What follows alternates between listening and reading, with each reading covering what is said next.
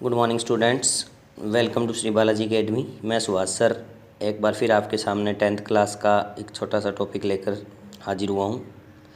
आज का हमारा जो टॉपिक है वो है division of polynomials.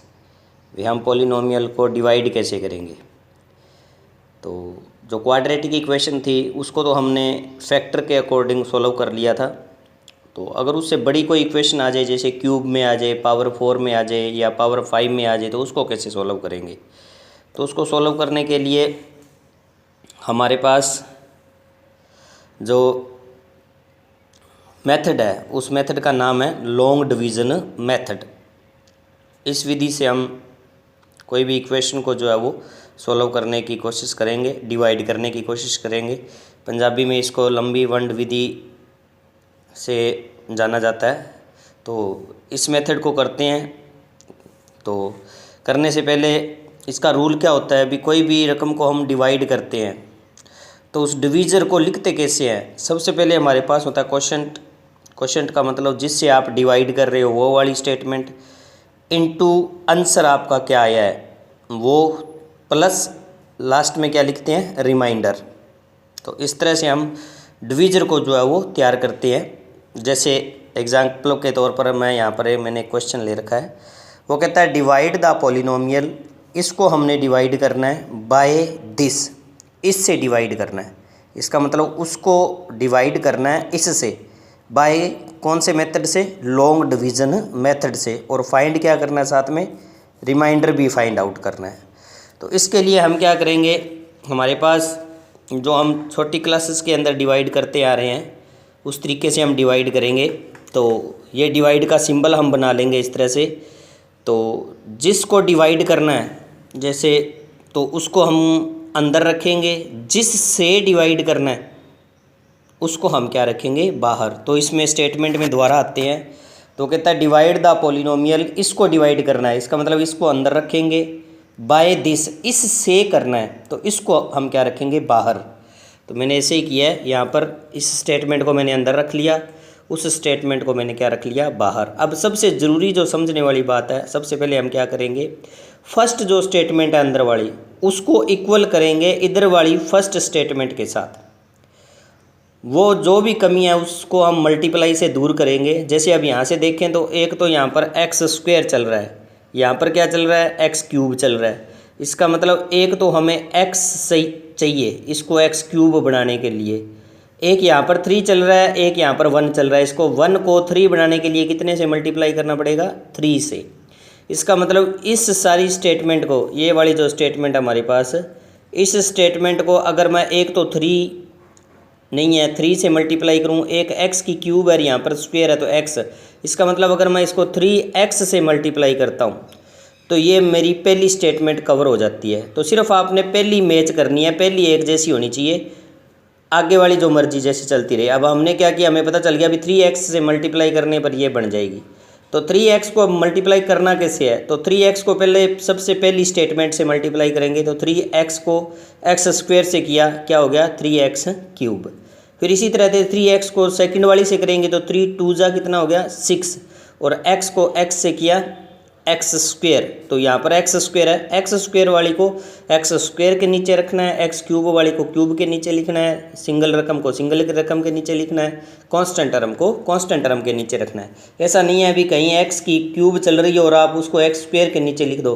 Same power एक दूसरे के नीचे होनी चाहिए। अगर सेम पावर नहीं होती तो आप उसको इधर साइड में रख देंगे एक बार। तो हमने क्या किया, ये 3x क्यूब से 3x क्यूब, इसके निशान चेंज कर देने हैं। निशान मतलब ये प्लस का था माइनस हो गया, ये प्लस का था ये भी माइनस हो गया, ये प्लस का था ये भी क्या हो गया, माइनस। अब इसको ये कैंसिल आउट हो रहे हैं क्योंकि प्लस माइनस कैंसिल आउट हो जाता है, सेम रकम हो तो कैंसिल आउट हो गया। इधर ध्यान दे, तो अब इस सिंबल को आपने भूल जाना है। ये समझ लो भी आपके पास सिंबल नहीं है। इसका मतलब एक माइनस की स्टेटमेंट और एक प्लस की स्टेटमेंट है। एक माइनस और एक प्लस क्या होता है, माइनस। और निशान कौन सी स्टेटमेंट का, बड़ी का। इसका मतलब 6 में से 1 गए 5, इसी तरह से 3 में से 2 गए, ये भी माइनस का 1, और 5 जो है वो सिंगल आपके पास बच गया। अब फिर वापस इसी के साथ मैच करेंगे।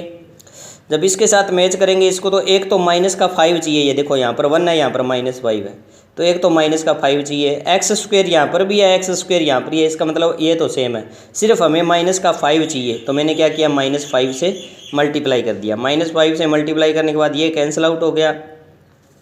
ये -5 को 2 से करेंगे तो -5 को 2 से किया, माइनस का कितना हो गया 10x। फिर -5 को 1 से करेंगे तो कितना हो गया -5। इसका मतलब यहाँ पर आप जो भी रखोगे उसको इधर वाली सारी स्टेटमेंट से सीरियल वाइज मल्टीप्लाई करते जाना है, और पावर के अकॉर्डिंग उसको उसी के नीचे रखना है जिसकी पावर आपस में एक दूसरे से क्या हो, सेम हो। तो अभी ये इसके साथ कैंसिल आउट हो गया, इसको भूल जाना है, ये सिंबल है अब। तो प्लस के 10 में से माइनस का x माइनस करेंगे तो क्या रह गया 9x, और ये भी भूल जाओ, ये नीचे प्लस का निशान, इसको देखना आपने। तो 5 और 5 प्लस का दोनों क्या हो गए 10। अब ये रकम, ये देखो यहाँ पर पावर बड़ी होगी, यहाँ पर पावर क्या होगी छोटी, यहाँ पर एक्स स्क्वेयर है, यहाँ पर क्या है x। तो जब भी पावर छोटी हो जाए तो समझ लेना भी अब डिवाइड और हम नहीं कर सकते, तो वही आपका क्या बन जाएगा, रिमाइंडर बन जाएगा। तो इस तरह से हम कोई भी पॉलिनोमियल को डिवाइड करके और रिमाइंडर जो है वो फाइंड आउट कर सकते हैं। तो फिर हमारे पास जो हमने जिसको डिवाइड किया उसको लिखेंगे कैसे। सबसे पहले हमने किस से डिवाइड किया, हमने इससे डिवाइड किया x square plus 2x plus 1 से, ये मैंने लिख दिया। उसके बाद में आंसर क्या आया, आंसर आपका आया 3x माइनस 5 प्लस रिमाइंडर कितना था, रिमाइंडर था 9x प्लस 10। तो इस तरह से हम इस स्टेटमेंट को लिख सकते हैं, और रिमाइंडर आपका कितना रह गया 9x प्लस 10। इसी तरह से कोई और दूसरी बात वो पूछ सकता है स्टेटमेंट के अकॉर्डिंग। मैंने जैसे ये लिख रखा है, स्टेट वेदर द पॉलिनोमियल, ये जो पॉलिनोमियल है x square minus 2 is factor of this polynomial, भी इसका फैक्टर है या नहीं है, ये भी क्वेश्चन पेपर में आ सकता है। तो ये भी बात ETT सेकंड पेपर वालों के लिए भी बहुत इंपॉर्टेंट है। कई बार फैक्टर के अकॉर्डिंग इस तरह से कोई क्वेश्चन दे दिया जाता है और आपको बताना होता है भी इसका ये फैक्टर होगा या नहीं होगा, तो हम इस तरह से भी लिख सकते हैं, या और भी मेथड है डायरेक्ट मेथड, वो हम कल की वीडियो में डिस्कस करेंगे। तो इम्पोर्टेंट रहने वाला है आपके लिए ETT सेकंड पेपर वालों के लिए भी। तो अब क्वेश्चन ये है भी, state whether the polynomial is factor of this और नॉट, भी ये पॉलिनोमियल, ये जो पॉलिनोमियल है ये पॉलिनोमियल इस पॉलिनोमियल का फैक्टर है या नहीं है। तो हम सेम टू सेम उसी तरह से करेंगे। रिमाइंडर आफ्टर डिवीजन इज 0, यहाँ पर तो आपका रिमाइंडर कुछ न कुछ आ गया था ना इस तरह से। अगर ये रिमाइंडर 0 आ जाता, मतलब ये सारे कैंसिल आउट हो जाते, फिर हम ये कह सकते थे भी फर्स्ट पॉलिनोमियल जो है, ये जो फर्स्ट पॉलिनोमियल है ये फैक्टर होगा किसका, सेकंड का। तो यही काम हमने अब करना है। यहाँ पर हम क्या करेंगे, हम लॉन्ग डिवीजन मेथड से इसको डिवाइड करेंगे।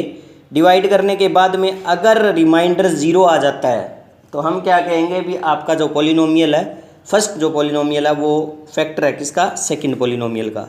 तो अब इसको किया तो यहाँ पर एक्स स्क्वेयर है, यहाँ पर 2x की 4 है, इसका मतलब एक तो 2 चाहिए, यहाँ पर 1 है तो एक तो 2 हो गया, एक एक्स स्क्वेयर है तो एक एक्स स्क्वेयर और चाहिए, तब एक्स स्क्वेयर क्या बनेगा x की 4। अब इसको मल्टीप्लाई करेंगे इसके साथ, 2x की 4 हो गया, फिर इसको इसके साथ करेंगे 4x स्क्वेयर हो गया। अब इसके नीचे नहीं लिखना है 4x स्क्वेयर, मतलब ये एक्स स्क्वेयर वाली स्टेटमेंट है, तो एक्स स्क्वेयर वाली को एक्स स्क्वेयर के नीचे ही लिखेंगे।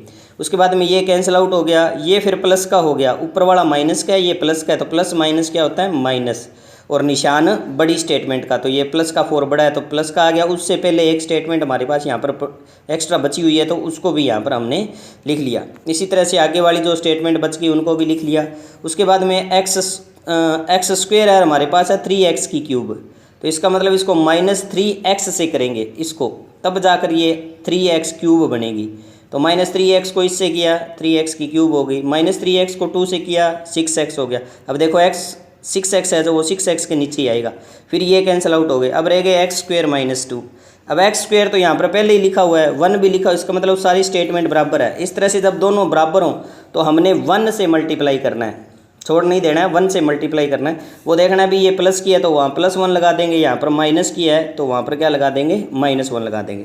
अब इसको मल्टीप्लाई किया 1 से तो ये सेम ही है, सेम है तो कैंसिल आउट हो गए, यहाँ पर क्या आ गया 0। अगर इस तरह से 0 आ जाता है तो हम नीचे क्या लिखेंगे, first polynomial is factor of second polynomial. भी ये जो फर्स्ट पॉलिनोमियल है जो आपने अंदर रख रखा है ये फैक्टर है, सॉरी ये जो बाहर आपने रख रखा है जिससे आप डिवाइड कर रहे हो वो फैक्टर है किसका, अंदर वाली स्टेटमेंट का। तो first polynomial is the factor of second polynomial. तो ये थी आज की छोटी सी वीडियो लॉन्ग डिवीज़न मेथड के ऊपर। मुझे उम्मीद है अभी सभी को पसंद आई होगी और जो मैंने समझाने की कोशिश की है वो समझ में भी आया होगा। तो ये जो नए बच्चे हैं जिन्होंने अभी तक इस चैनल को सब्सक्राइब नहीं किया है तो प्लीज़ उनसे रिक्वेस्ट है कि वो चैनल को सब्सक्राइब कर लें।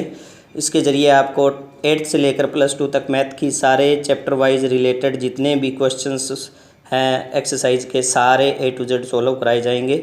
और ETT सेकेंड ईयर पेपर और B.Ed मैथ पेपर के लिए भी ये बहुत इंपॉर्टेंट रहने वाला है।